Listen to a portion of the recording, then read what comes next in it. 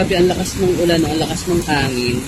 Ayan, so matetesting natin to ngayong ating umbrella cane umbrella. Ayan, grabe.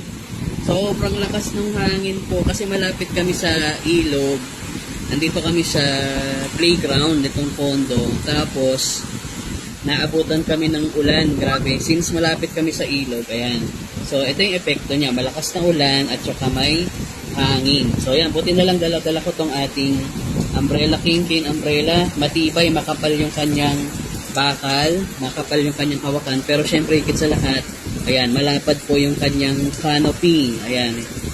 Hindi kami masyadong nababasa at saka, ayan, ang lakas po ng hangin. Pero, buti na lang hindi siya bumabalo-baluktot.